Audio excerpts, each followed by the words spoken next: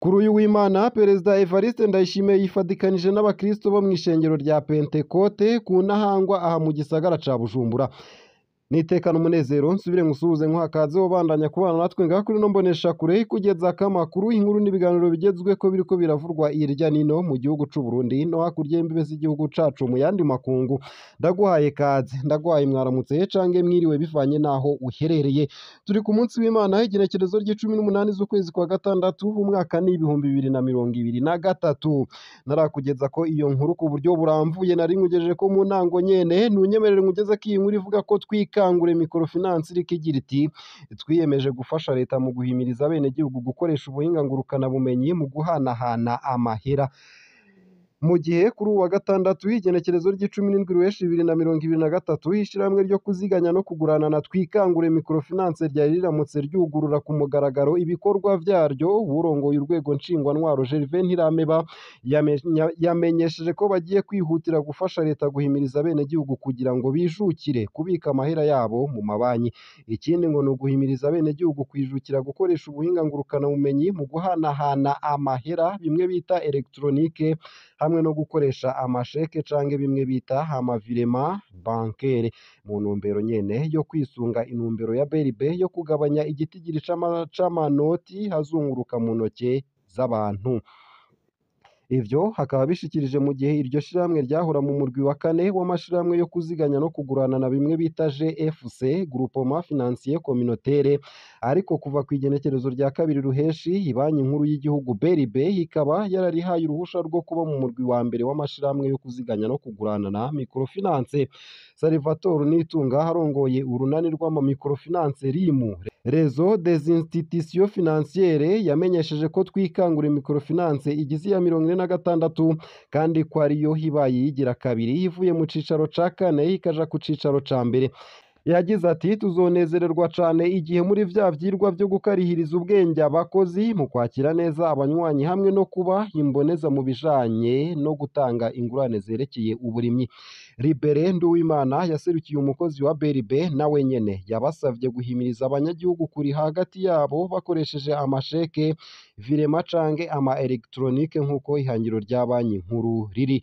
Mwomenya ko iryo shirahamwe ryatanguye mu mwaka wa 2019 hari GFC hama mu mwaka wa 2020 rihinduka FCM Fond de Solidarité Mixte ndetse mu mwaka wa 2021 riba Grosedeco maze kuwa 2 ruheshi 2023 ibanki nkuru iciha ububasha bwo kwitwa microfinance.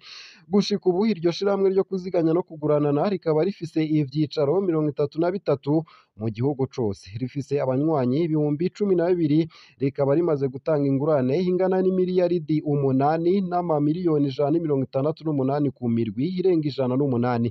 Nayo kubijanye no gufasha urwaruka rimaze guha akazi urwaruka rurenga gato 290 kandi barihirwa muri ANSS rigatanga kwimenyereza gukora akazi stage professionnel kubangana n'200 hamawe n'abimenyereza ivyo mw'ishure stage academique ku rwaruka rurenga 300. Ese iyo nkuru muyakiriye gute?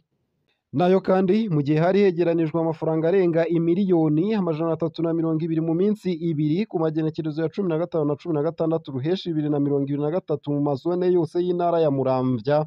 Ku wa 17 ruheshi hari nawo wari umunsi wa nyuma ku banyagihugu bipfuza guhinduza inoti z'ibihumbi 10 n'iz'ibihumbi 5 hegeranijwe amafaranga arenga gato umuriyoni n'ibihumbi 100 mu mafaranga y'amarundi. Igikorwa co guhinduza inoti z'ibihumbi 10 n'iz'ibihumbi 5 carangiye neza mu ntara ya Muramvya nk'uko vyemezwa n'abajejwe intwaro muri iyo ntara.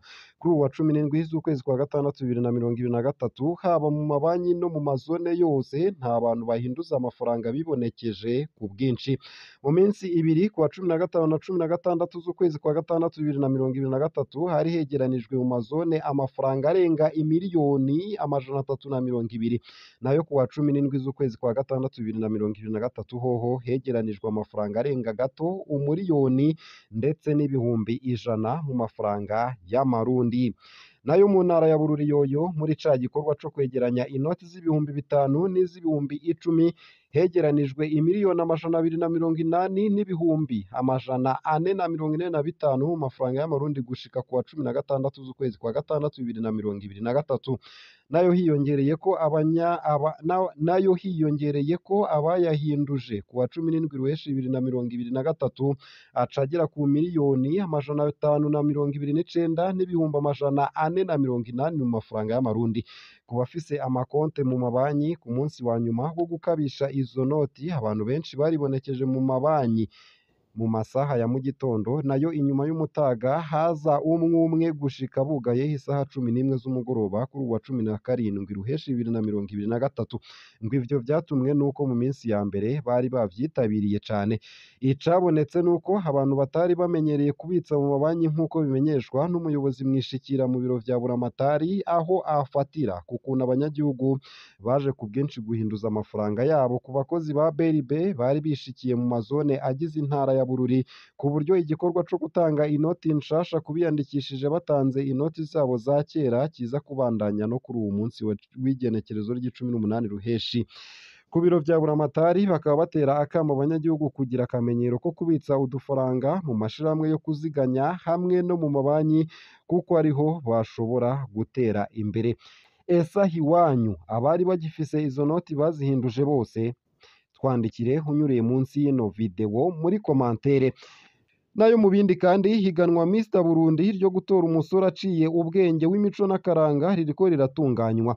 Mr Burundi ni higanwa riha uburenganzira urwaruka rw'imisore kugira bashobore guhiganirwa ikibanza ca mbere c'umusore w'umurundi aciye ubwenge w'imico n'akaranga, hashoboye kurata ivyiza vy'Uburundi, hashobora guserukira Uburundi mu makungu n'ibindi.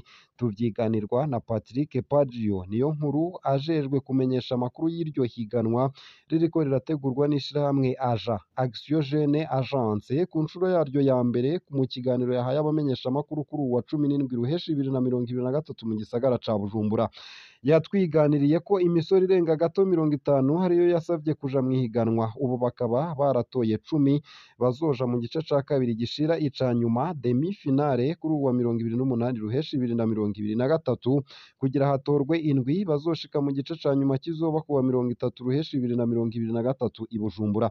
Agashimwe kuzoba uwa mbere kabaye karamenyeshwa, azorihirwa itike y'indege yo kuja mw'ihiganwa rya Mr Intercontinental ryimirije kuba vuba ngaha muri Afurika. Ubundi bushimwe buzotangwa bukazoba buramenyeshwa hanyuma. Ivyo bisunga mu gutora umu Mr Burundi 2023 nuko bafise uburebure buri hagati y'imetero 1.7 ndetse n'1.8 kandi ari hagati y'imyaka 18 na 30. Uko yisigura imbere y'abantu, uko asigura umugambi wiwe ndetse n'amajwi yaronse vote nyene. Ese higanwa rya Mr Burundi 2023 muryakira gute? Twandikire unyuriye munsi y'ino video.